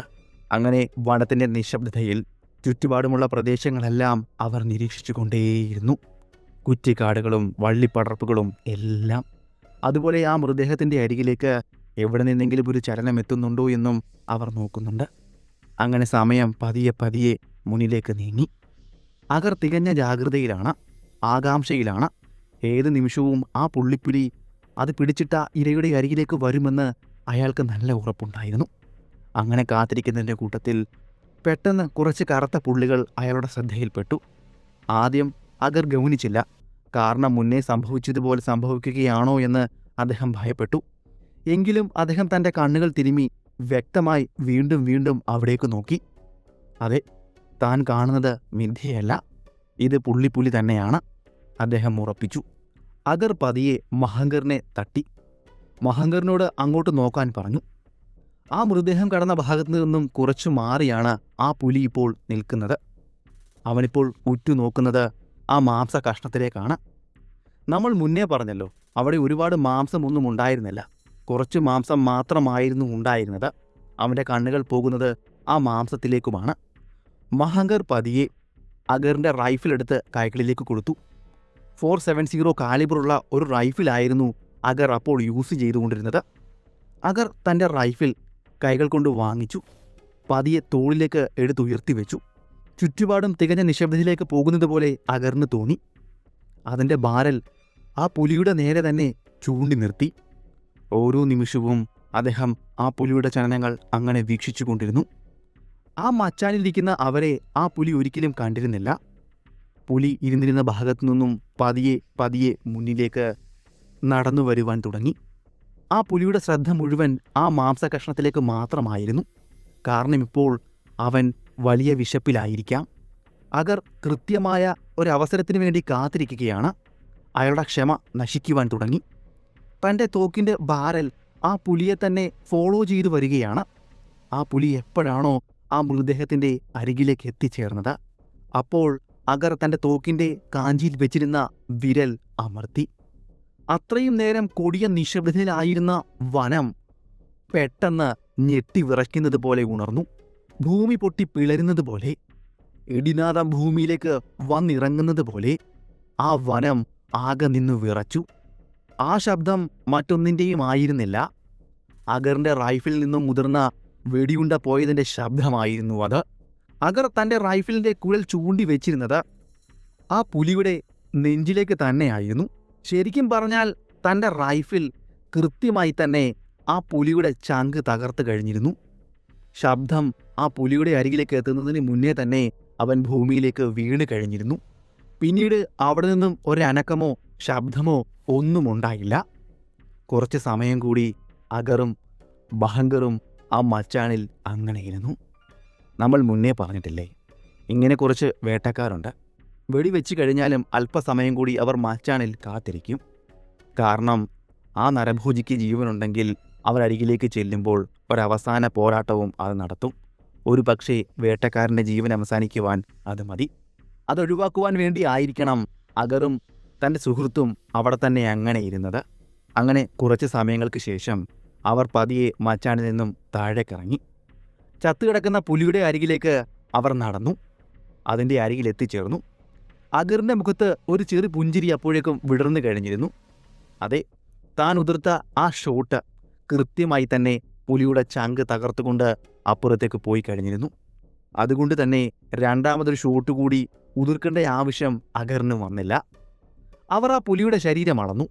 അത് വളരെ വലിയൊരു പുള്ളിപ്പുലി ആയിരുന്നില്ല. മൂക്ക് മുതൽ വാല് വരെ 6 അടി 3 ഇഞ്ച് മാത്രമേ അതിന് നീളമുണ്ടായിരുന്നുള്ളൂ. എന്നാൽ ഉനൂനയിൽ അത് പരത്തിയ ഭീതിയുടെ കാര്യത്തിൽ അത് വലിയൊരു പുള്ളിപ്പുലി തന്നെയായിരുന്നു. അതിനുശേഷം ആ പുള്ളിപ്പുലിയുടെ ശരീരം അവർ വിശദമായി തന്നെ പരിശോധിച്ചു. അതിൻ്റെ കാലുകൾക്ക് നല്ല ഉറപ്പുണ്ടായിരുന്നു. അതിൻ്റെ പല്ലുകൾക്ക് കേടുപാടുകൾ ഒന്നും തന്നെ ഉണ്ടായിരുന്നില്ല. അതുമാത്രമല്ല, ആ പുലിയുടെ ശരീരത്തിൽ നിന്നും അതിൻ്റെ തോലിരിഞ്ഞ ശേഷവും ആ ശരീരം പരിശോധിച്ചിരുന്നു. പഴക്കമുള്ള മുറിവുകളൊന്നും തന്നെ അതിൻ്റെ ശരീരത്തിൽ നിന്നും കണ്ടെത്താനും അവർക്ക് സാധിച്ചില്ല. ഇത്രയും കാര്യങ്ങളായപ്പോൾ അഗറിന് ഒരു സംശയം, ഇനിയും ഈ പുലി തന്നെയായിരിക്കുമോ നരഭോജിയെന്ന്. കാരണം അത് ഇവിടേക്ക് നടന്നു വന്ന ഈ മാംസം ഭക്ഷിക്കുന്നത് അവർ കണ്ടിരുന്നില്ല. അങ്ങനെ ആ പുലിയുടെ ശരീരം പോസ്റ്റ്മോർട്ടം നടത്തുവാൻ വേണ്ടി അവർ അയച്ചു. പോസ്റ്റ്മോർട്ടത്തിൻ്റെ റിപ്പോർട്ട് വന്നപ്പോൾ അക്ഷരാർത്ഥത്തിൽ അവർ ഞെട്ടി. പുനോനെ വിറപ്പിച്ച ആ പുലി ഇത് തന്നെയായിരുന്നു. കാരണം അതിൻ്റെ ഉള്ളിൽ നിന്നും മനുഷ്യൻ്റെ മുടിയും നഖവുമെല്ലാം കിട്ടിയിരുന്നു. ഇത്രയും കാര്യങ്ങൾ അവിടെ സംഭവിച്ചിട്ടും ഉയർന്നു വന്ന ചോദ്യം ഇതായിരുന്നു: ഈ പുലി എങ്ങനെയാണ് ഒരു നരഭോജിയായി മാറിയത് എന്ന്. അതിൻ്റെ ഉത്തരം അദ്ദേഹത്തിന് കിട്ടിയില്ല. ഒരു പുലിയോ കടുവയോ നരഭോജിയാകാനുള്ള പ്രധാന കാരണമായി പറയുന്നത് പരിക്കോ വാർദ്ധക്യവുമാണ്. എന്നാൽ ഈ പുലിക്ക് വയസ്സ് വളരെ കുറവാണ്, വാർദ്ധക്യത്തിലായിരുന്നില്ല. ശരീരത്തിൽ പറയേണ്ടത്തക്ക പരിക്കുകളോ മറ്റുമൊന്നും ഉണ്ടായിരുന്നില്ല.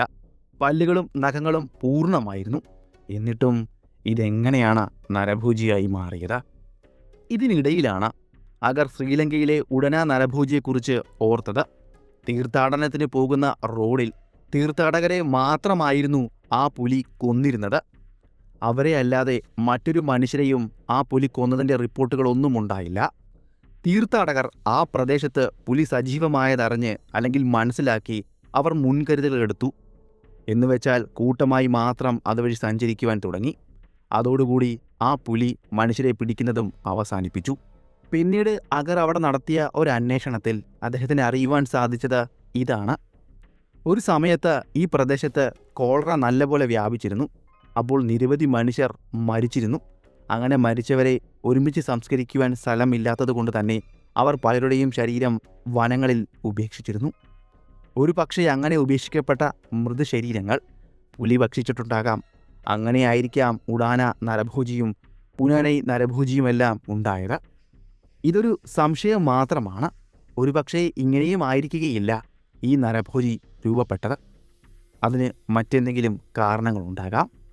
ആ കാരണങ്ങൾ എന്താണെന്ന് ഇതുവരെയും കണ്ടെത്താനും അദ്ദേഹത്തിന് സാധിച്ചില്ല. നമ്മുടെ ഇന്നത്തെ കഥ ഇവിടം കൊണ്ട് അവസാനിക്കുകയാണ്. ഞാൻ ഇന്ന് പറഞ്ഞ ഈ കഥ നിങ്ങൾക്ക് ഇഷ്ടമായെങ്കിൽ ചാനൽ ഒന്ന് സബ്സ്ക്രൈബ് ചെയ്യുന്ന കാര്യമൊന്ന് പരിഗണിക്കുക. അതുപോലെ നിങ്ങളുടെ ഇഷ്ടം കമൻറ്റിലൂടെയും ലൈക്കിലൂടെയും അറിയിക്കുക. അപ്പോൾ പുതിയ വീഡിയോയുമായി അടുത്ത ദിവസം വരുന്നതായിരിക്കും. അതുവരെ ഗുഡ് ബൈ.